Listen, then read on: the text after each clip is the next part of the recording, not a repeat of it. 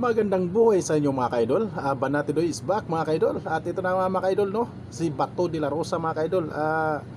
Kinabahan na po mga kaidol. At hindi talaga nila kaya si Coco Pimentel at saka si Risa Hontiveros mga kaidol, no? At ayan na nga mga kaidol. At nandahil po sa kanila mga kaidol, no?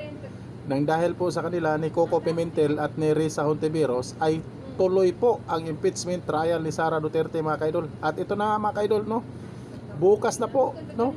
Pizza 11 mga kaidol. At kaabang-abang po ito mga kaidol, no? Mga kasagutan ni Sara Lustay mga kaidol. At ito na nga mga kaidol, panoorin po natin si Bato de la Rosa mga kaidol. At lumabas na yung ugat sa ulo mga kaidol, no?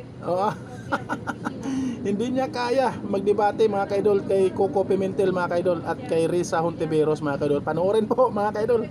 My motion is to execute and implement what was agreed upon yesterday. At 4 o'clock in the afternoon, we take our oath. Very clear. It was agreed by the minority No, leader. no, yesterday. Mr. President, no. And the agreement natin, the oath taking is not the convening of the court. That's very clear, Mr. President. Lumabas na Napakahirap yung ugat naman sa po ulo ni Bato. magpatupad ng ganyang kasimple. Gawin na po natin yung approved motion kahapon. Shouldn't we, in good faith, implement the approved motion from yesterday, Mr. President? That at 4 o'clock, we should be taking our oath as senator judges. Then we'll give way to the privilege speech, Mr. President. So that was the motion approved by the body yesterday. Majority Leader. Yes, Mr. President, we will be honoring that what was agreed upon yesterday, but this is a personal collective privilege, and any member of this August body can just stand up and avail of this collective of this privilege hour, Mr. President. No, I don't think so, Mr. President. This is a privilege speech. This is a privilege speech. This is not a privilege motion. So my motion is to execute and implement what was agreed upon yesterday. At 4 o'clock in the afternoon, we take our oath. Senator De La Rosa. Yeah, Mr. President, it was very clear yesterday that we agreed that before I take my oath as member of the impeachment court, I should have delivered my privilege speech. That's why I made it a precondition to my approval or to my agreement to the motions yesterday that I'm willing to take oath as a member of the impeachment court, provided let me first deliver my privilege speech. And very clear, it was agreed by the minority leader. No, yesterday. Mr. President, no.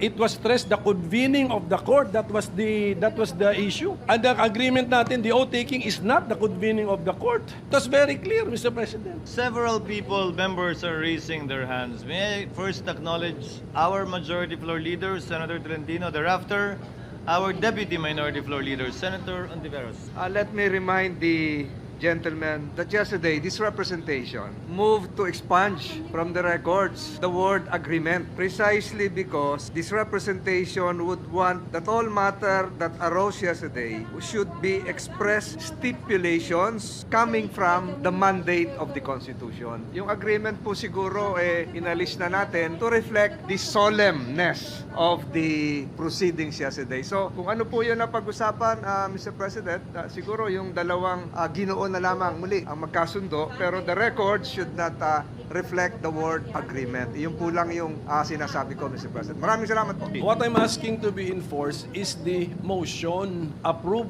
already, Mr. President. So we had approved by the plenary. A motion was approved by the plenary. So yun lang. Senator Hontiveros is recognized. I second the motion of the minority leader, Mr. President. The motion to implement the approved motion. Napakahirap naman po magpatupad ng ganyang kasimple.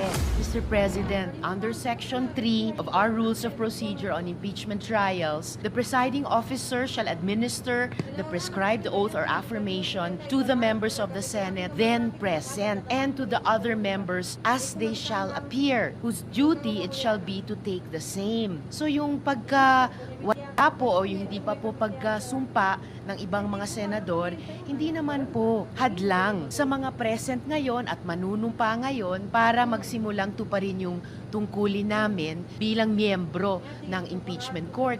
Kung nais po ng good gentleman from Davao mag-deliver ng privilege speech ngayon, maari namang pong ituloy na po yung pagpapatupad ng agreed motion kahapon, manumpa kaming lahat ng iba sa inyo bilang presiding officer, and then pakinggan po natin ang privilege speech ng good gentleman from Davao, at pagkatapos kung nais niya ay pwedeng manumpa na ayon dito sa ating rules of impeachment, Mr. President. Ano na Bato de la Rosa? Akala ko ba ibasura yung impeachment trial ni Sara Duterte? Nauna kasi yung kayabangan mo, Bato, no? So ngayon, Bato, kabahan ka na, Bato de la Rosa. Nauna kasi yung kayabangan mo. Parehas lang kayo ni Marcolita, no? Ano na, Marcolita? Bakit hindi ka nagpakita, Marcolita? Kinakabahan ka na ba, Marcolita? Sana yung sinasabi mo, Marcolita, ang yabang-yabang mo, Marcolita. So ngayon, tuloy ang impeachment. Bukas na po, no? Pizza 11. Ang impeachment, lumabas na yung ugat sa ulo ni Bato at kinakabahan na masyado si Bato de la Rosa, mga kaidol.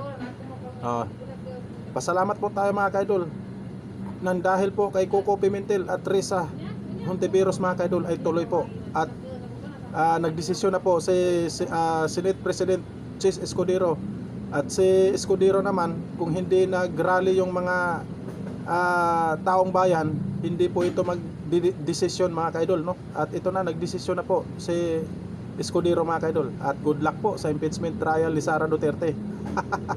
Kabahan ka na, Bato, at maraming salamat, mga kaidol, at hanggang dito lang po tayo, mga kaidol, no? At sa hindi pa tayo magtapos, isang like naman dyan, mga kaidol. Maraming salamat, mga kaidol.